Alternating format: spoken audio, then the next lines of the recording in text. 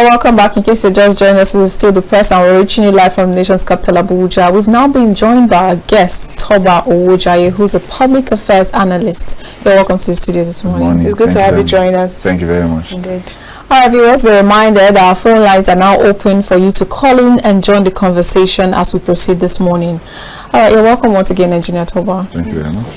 I believe you must have seen what happened on some of the headlines for today, especially because I don't know, I feel like it's looking like a Black Tuesday, or should we have called it a Black Monday? It's rubbing off on today somehow. Yeah. On the Punch newspaper, we have outrage as warplane kills 85 in Kaduna village bombing. Well, 85 and still counting, because other headlines have other numbers. And Rider says villagers lament bombing during Maulud celebration. Deputy Governor begs Islamic clerics. Now, Khan, AI, others condemn airstrike. Accidental bombing kills 425 citizens since 2017. There are discussions that this is the 10th time this is happening in 2 years. Well, if you want to talk about it, since 2017 to 2023, that's like in 6 years now. So we keep having this happen in the name of it's a mistake. They come out, they own up to it, but what happens afterwards? Do heads roll for this? Now, these are people that have died now due to one error.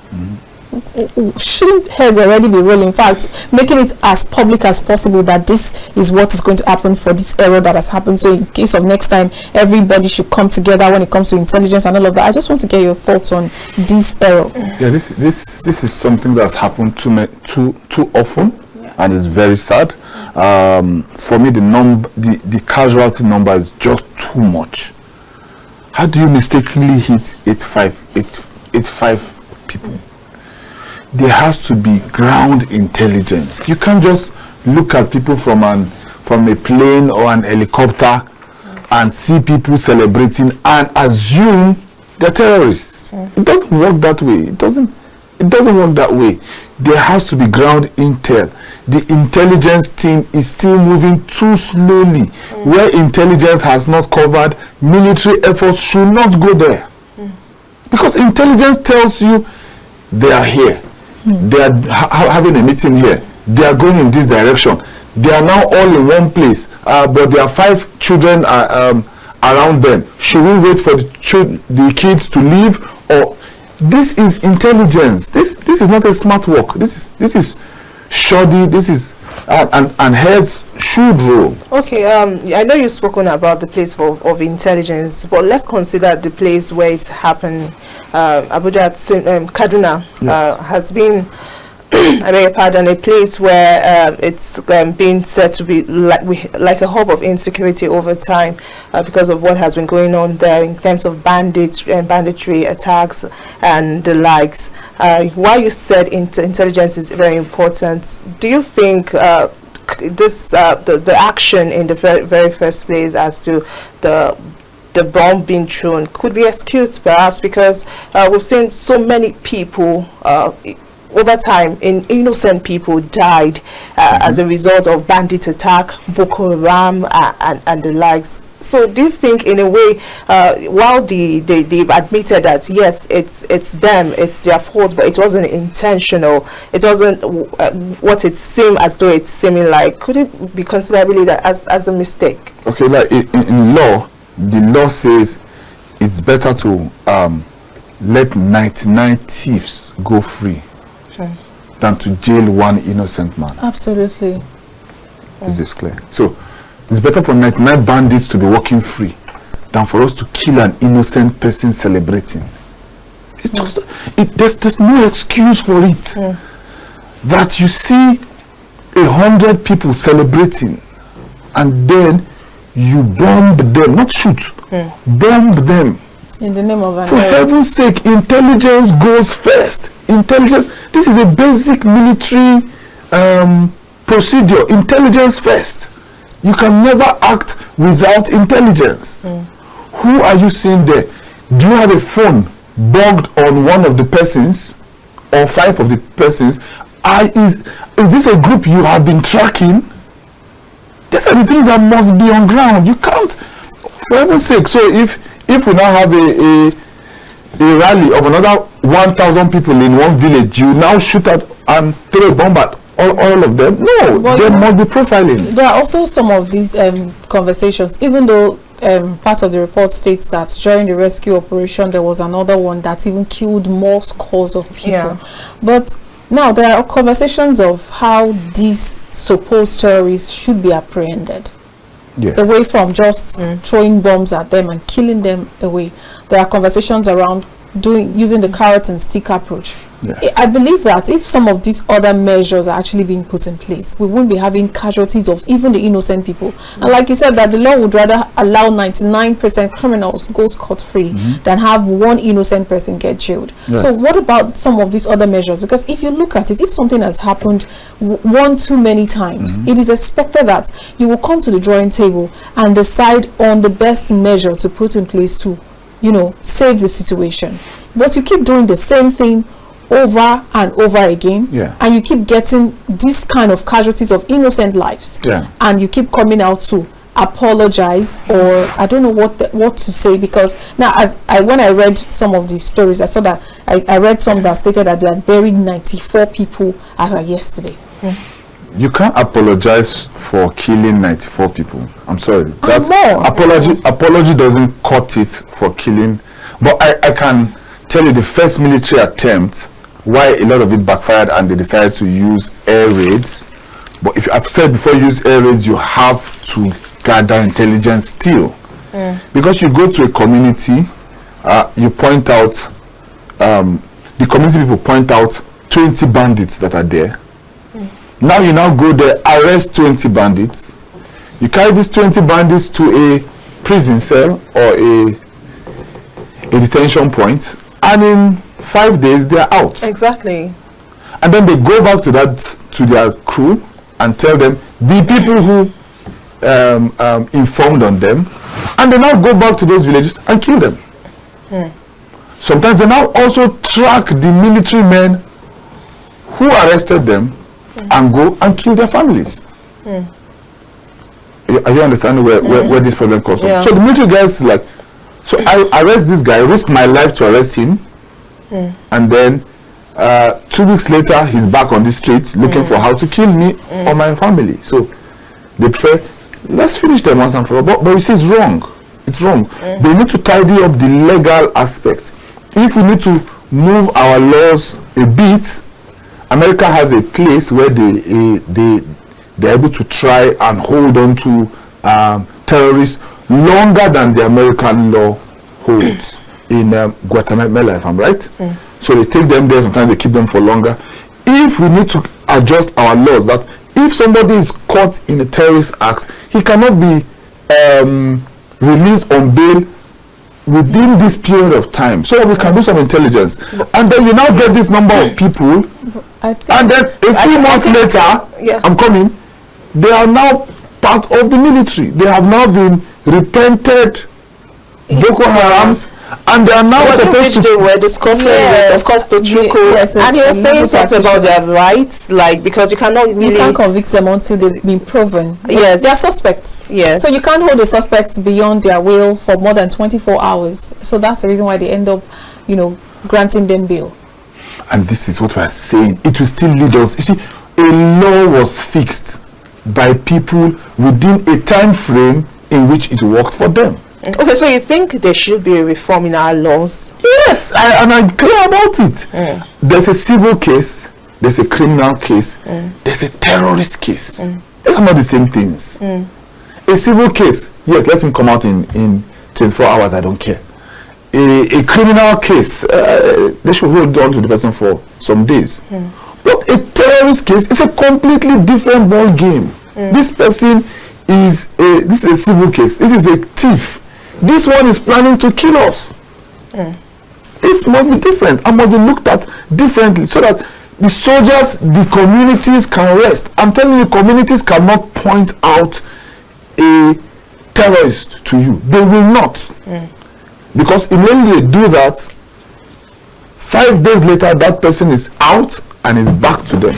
Okay, I know you said the parts of not be justifiable. Now, I've had so many people had this conversation as to the fact which you pointed out that people, when they give this intel about perhaps a Boko Haram or whatever in the community, they come back after they were released, they come back and perhaps perpetrate even more evil and havoc in that community, and nobody's going to say anything. So with this, of course, airstrike be a justifiable means as to what had played in Kaduna State?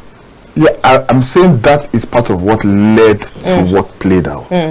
But it does not absolve the military of the first basic responsibility, which is intelligence gathering. You can't do without intelligence gathering. There are 3 of us here. They don't know where 3 of us are from. They need to know where my house is, who I talked with last week, which calls I received. If they say one of the 3 of us is a terrorist, 2 of you are looking very gentle, most likely it's me. Okay, I'm just joking. So this is the point. They need to trace my calls, they need to trace my WhatsApp, they need to trace my bank accounts, they need to. These are intelligence. This must be in place before an airstrike. An airstrike is, you can't see the faces, you don't know who you are dealing with. You can't just shoot 90 people. You cannot, anywhere in the world. All right, so do you believe that heads should roll, and then the military as well as the state government should be sued for what happened? I don't know how much a state governor can do about an air raid, except he was called and then he gave the go ahead. And I don't see why a state governor would be the one to give a go ahead on a military operation. He's not a soldier. Okay, so I don't see the state being sued, but I believe that the government can be sued by agencies. I don't expect them to drop I don't expect them to drop the chief of staff. He's doing a good work. He's known for fighting terrorism. He's been a foot soldier. He's driven on bikes. He's not somebody who just sits in the office. He's not an armchair person. He's fully competent in this area. So I'm not calling for a sack. But what I'm saying is, for heaven's sake, let's not forget the basic rules of engagement. Intelligence gathering. You must know the people you are looking for. Sorry to say, I use Israel and Hamas situation. Israel knows the exact people they are looking for. Yes, there may be some casualties, but for the specific people they are looking for, they know them. They know their calls, they know their movements, they know the foods they eat, they know when they sleep. Intelligence gathering, we have to get this solved. Maybe because most times there's usually corporations, but we find out that in this setting, the other day, the Minister of Interior came out to say that there seems to be like a level of connivance between, of course, the prison wards and the prisoner thereabouts. And to some level, I've spoken with some security personnel, and they say most times when they are sent to these places, they really cannot do much because nobody's cooperating with them. Yeah, the prison and the prisoner deal is a very, very funny one. It's even worse for high profile political people. There is strong rumor, I will have said evidence, but let me call it rumor because I'm on air, that even some of the top people we think are in prison are in hotel rooms with strict agreements not to move 1 inch. So with that, you some of them, they had to, if you went to COVID centers back in 2020 and never left the COVID center, and then got a small COVID center furnished, and they are protecting their. It's a funny country. What you see, basically, what we need is more intelligence gathering. They can't run from it. It's risky. They're spies. They have to. And you see, when you come into a new community, they know the new people. You can't send me to that village. Once I get in, they can see my skin. My face is different. My voice is different. My talk is different. So anything I do, I will be a suspect there already. What you need are natives of those places who have lived there for 5-10 years, whose presence is not suspect in any way. Recruit them. That's police. Yes, take them out for 3 months, recruit them, Introduce them back into the community. Do not tush them up. Let them be as raw as they are. Plant a bug on them without them even knowing. Gather intelligence. Without intelligence, this will just escalate. And yes, you need to stop insecurity to bring in investors, to bring in businesses. No businessman will go to that village, no matter what he's looking for in that community, because the community is not safe enough. And we have a lot of those areas. So these are the issues we have. We need to solve security in time. There's a time frame on their neck, and they're trying to do their best, but you still can't jump the basics. All right, let's move on to other stories, perhaps something that concerns a lot of Nigerian youth at this point. Well, did you say happy? I don't know. Some persons would think it's, I think it will now depend on the side of the divide that you would be. Yeah. It will be relative. So there's this headline on the Matrix newspaper that says, fresh trouble for Japa syndrome. So now you know why I said it depends on the side of the divide that you might be. It says UK announces biggest ever reduction cuts immigration figure by 300,000. Health workers lucky to obtain visa can no longer, there's an emphasis on those that are lucky. Health workers that are lucky to obtain visa can no longer bring in family members. And to be eligible for visa, you must have a job that pays you up to £38,700, up from £26,200. I believe that's annually. Yes. So now, what do you make of this? Weeks ago, they had already said that from Nigeria, India, and Zimbabwe, in 9 months, 143,900 health workers entered UK. That's large. Just health workers. So that's for me. Even the UK has to now become apprehensive. What are we doing? The numbers are high. That's in 9 months. So I think the plan is to reduce the number of people that get in and reduce the number of dependents. One Nigerian enters and then comes with a family Family of six. We have families.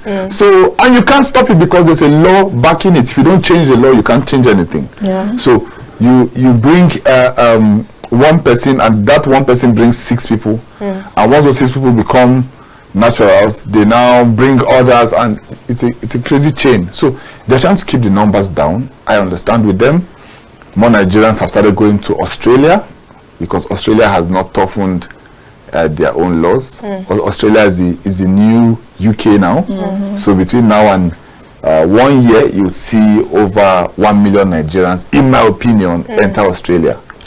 And then Australia too will have to toughen up their laws at a point. So we'll keep traveling around the whole world. I was going to ask if you see any form of, like, perhaps the movement, of course, the Japa syndrome reducing in future time, since the toughening of this laws that allows health workers to move into the country. Do you think this Japa syndrome is going to reduce in time? Yeah, the economy is very poor right now, very poor. I believe it's going to improve. I hope it's going to improve, but for now it's quite poor. So we'll still see a lot of Nigerians travel. If you give 100 Nigerians the opportunity and the finance to travel right now, 70% will leave Nigeria. Without their families? Without their shoes. But what impact do you think this would have on the Nigerian economy? Yes, especially looking at maybe the health sector, because there are conversations around the fact that there's brain drain because of the number of health workers that have had to migrate in recent times. But now, UK is saying if you're lucky, you know, before now, I'm guessing the UK visa wasn't about being lucky. It's about being able to afford and just move. If you can afford it, you can move anytime you want to. It's as simple as anybody can go. But now it's becoming a matter of luck. That's what they would say for the US. In fact, if you wanted to apply for US visa, countless of times you probably need to do your prayers and pray and pray and pray before you go and see. And sometimes they'll still turn you down. Of course. I've had lots of people that, you know, made efforts and they turned them down. So they went for UK and was just like, you could just go pick it up and come back. Now, there's a phrase of if you're lucky, to get it. So what impact do you think this is going to have on our economy and the health sector? On the economy, we'll still have a brain drain, a lot of lapses in replacement, and the government is not recruiting at the pace at which we are losing staff. So you'd see a lot of overstressed staff, you would see bad customer care. Where staff are stressed, you will see bad customer care, because if one person was attending to 20 people, now that person is attending to 70 people, that person is going to be more stressed. Okay, so we expect the government, but you see, it's also good on one aspect, because we now have more Western Union, we now have more people who go abroad coming sending funds back home to support their family here. I am of the opinion that Nigeria should work out a very good scheme for 20% of Nigerians to leave Nigeria and be gainfully employed outside the country in 10 years. That's my opinion, because I don't seem to understand that. What impact? It will reduce the number of people here. China has those goals. India is way ahead of us in that goal. India wants to have almost 40% of their people in developed countries, because they would still have them pay in. Yes, they will still pay in money. They will still send money from foreign currency to support their home base, their families. They won't lose their link. An average Nigerian abroad makes 100,000. I'm saying, as an assumption. 25% of that is still going to come back home to his mother, his auntie, his all over the chain. So if we can increase the number of viable youths that can go out and work, it can also increase the revenue here. It can also reduce the hold-ups here. But we cannot do it at the expense of Nigeria functioning. We cannot send all our good doctors away and remain with the scrap or the crap, and then we now have bad systems. So there's a balance that needs to come off. Most importantly, we need to fix our economy. Most importantly. All right. Okay. I think that's very well said, talking about fixing of the economy, because at this point, anyway, talking about fixing of the economy, we saw this post from, it's still on the Matrix newspaper, that the vice president is saying that they are taking bold decisions to change Nigeria's economic fortune. I don't know what the bold decisions are, but we've had promises from time to time. Do you see a situation where maybe these bold decisions can actually come to fruition before the end of next year? Because there are conversations that some national assets will be sold in 2024. I'm cautiously optimistic right now, because I'm seeing the refineries being fixed. I am a person who strongly believes that a country dependent on oil cannot be importing refined oil. Once that is our problem, nothing will change. And this government has started some efforts towards that. I don't think they'll make the deadline of this month to start the work in Port Harcourt, but so far it's going well. Equipments have been bought, they are being set up. They've not started any test run, so I don't see the deadline of the next 3 weeks working, but I will put it at maybe March. If we can get fuel functional by March, then we can reduce the price of fuel to like 400. So it now begins to peg back products, and the claim that everybody starts crying for fuel. It starts bringing a little reduction in the price of things, and a bit of stability. Things will come back a bit. And if I was the government, I would still drag it further backward to 300 to drag it back a bit. But it's dependent on fuel. It's dependent on our refineries. Okay, but the average Nigerian in this setting would say when things actually go up, really they don't come down. So they are not looking at any magic as to what the president is going to do as regards bringing the cost of fuel down. Now we've seen and they've ascribed this to the numbers of spending. There's so much spending and collection of loans that is actually going on. If you look at the COP28 that is ongoing, the number of delegations that went with the president, if that was even actually necessary in the first place. Okay, let me say a bit. And what's the, while some analysts would have said, oh, it's important that they go there to bring in knowledge and the likes, but of course, what impact would it really have on the economy of the country? Sorry, I wanted to take a question still on this refinery you mentioned before you move, because that's almost another page that we need to look at. But talking about the refinery you just talked about, that is being revived. Yes. Do you see a situation where government should still own that refinery, or they should not sell it to private hands? Because we know the lackadaisical attitude that comes with some of government officials, government workers, compared to when things are with private hands. Yes. We see the way people handle things when it comes to private hands, though there are shortcomings as well. But on both sides, weighing them, putting both of them on a scale, who do you think would be the best to handle some of these refineries and have us produce results that will begin to trickle down and change the issues of economic problems? Okay, clearly the private sector will be better to run this.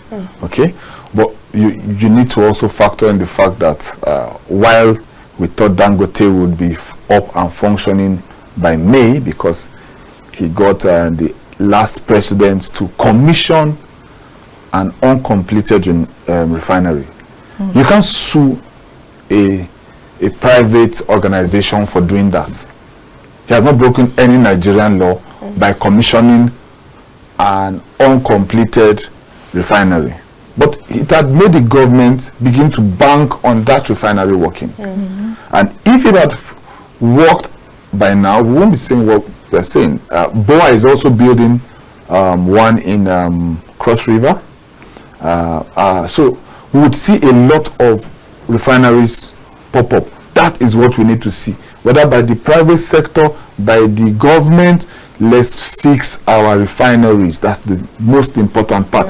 However, it is better in the hands of private people. But also know that the private businesses are capitalists. And the capitalist is there for his shareholder and his profits. That's why I've looked at almost every grant that the government gave in agriculture in the last 8 years didn't impact on the prices of food. Because when you give people money, you give them fertilizer, you give them everything. When they finish producing, they don't come back to say, okay, tomato, I got grants of 20 million, tomato is 400 in the market. How much should I sell? Let me sell for 100 because the country loves me. No. The same person will head to the market and sell for 400. So these are the things that have not panned out and worked for us as a country. Should we continue banking on them, or should the government also have a stake that it can control in case the capitalists come out with their fangs? Okay. All right, as regards the COP28, earlier I said that the layman would often say when things actually, because you're looking at a few going back to at least a lesser price in the future due to the aid of refineries if they are being put in place and make working in future.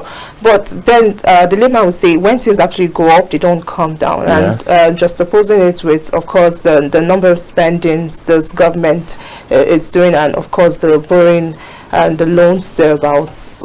And of course what comes in place, looking at the fact that the delegations that accompanied the president to the COP28. So what does this leave for Nigerians, the impact on the economy? Okay, so I think we're running out of time, so let me be fast on that. One of the issues why we saw a large number is because there's a ban on Nigerians to enter Dubai. Dubai is like a second Nigeria for the rich. Because before it was visa, you could get the visa in 3 days, you find yourself in Dubai, you enjoy the weekend, club, you come back to Nigeria, snap pictures, oppress us that are here, and you go back next week. But you see, that's closed. That door is closed now. So many of them saw this conference as an opportunity to travel, to enter Dubai. All you needed to do was register for the conference online, which was available. You can register for the conference. Even you can register for the conference. When you register for the conference, a visa to the conference to Dubai for the conference will be given you. So we saw celebs like Toke Makinwa and others use that as an opportunity to show their own wisdom and smartness, that they were able to beat the game, enter Dubai, have fun, gist. But they also went for the conference, because you have to go for the conference. Next time they'll block you completely if you don't go. So they had to go for the conference. But we should also note that Brazil had a higher number than us. And China had exactly 1,411 that Nigeria had.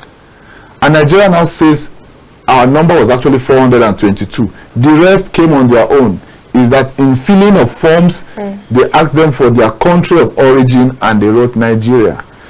Let me also say the back end of that was that conference is usually used for business transactions, which is why many people from different countries always rush to the conference to do business. So it was good and bad for us at the same time. Good in the sense that I hope they did business.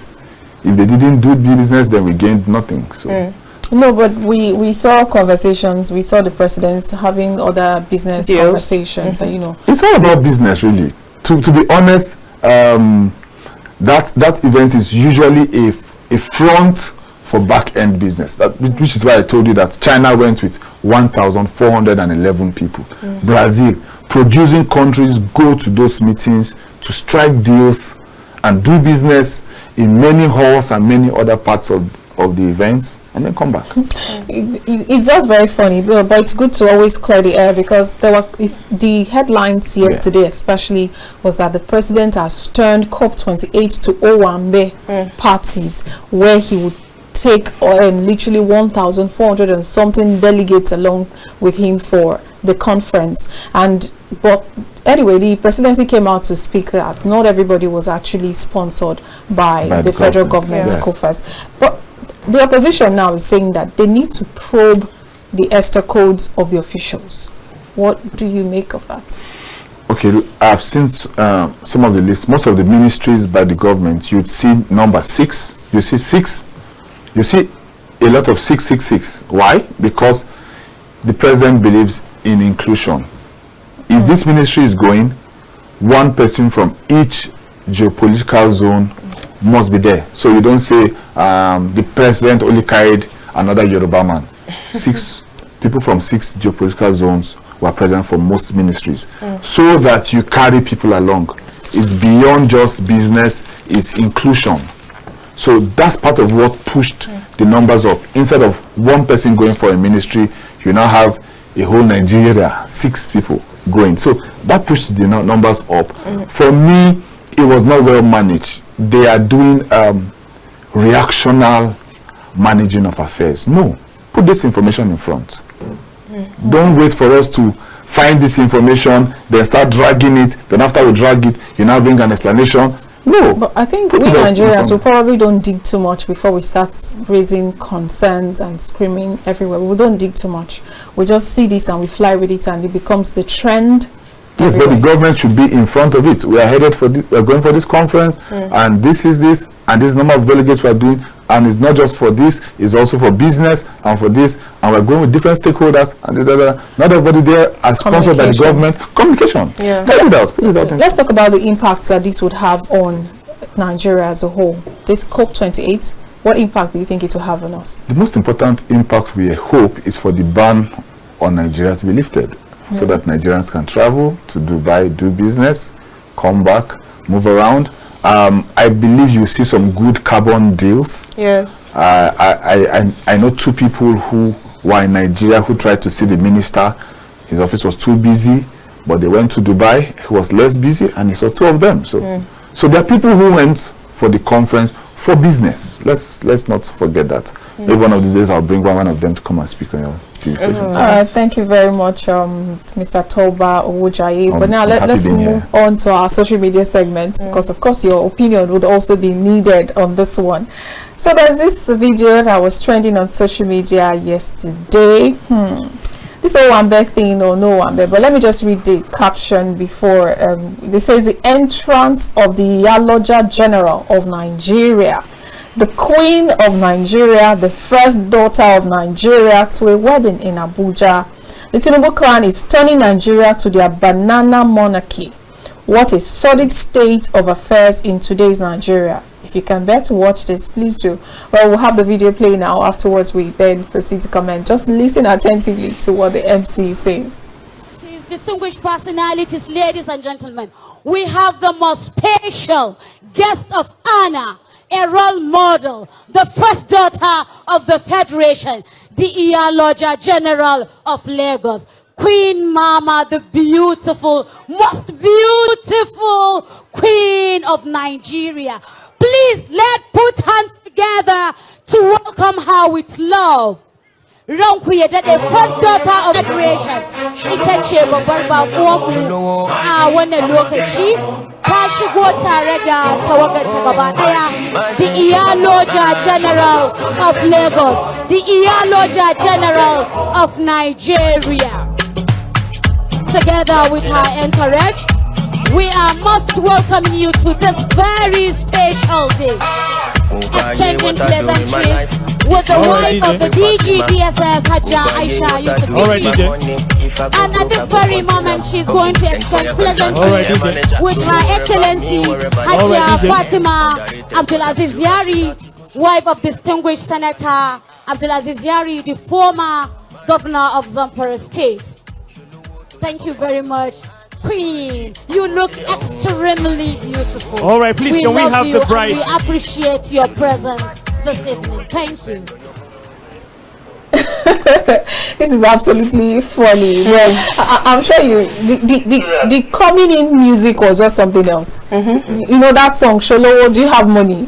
Like, who will see if you don't have money? So I don't know, especially I don't know what to say about that MC. Well, I feel like the MC is just doing her job. That's the work of an MC. She's meant to hype you.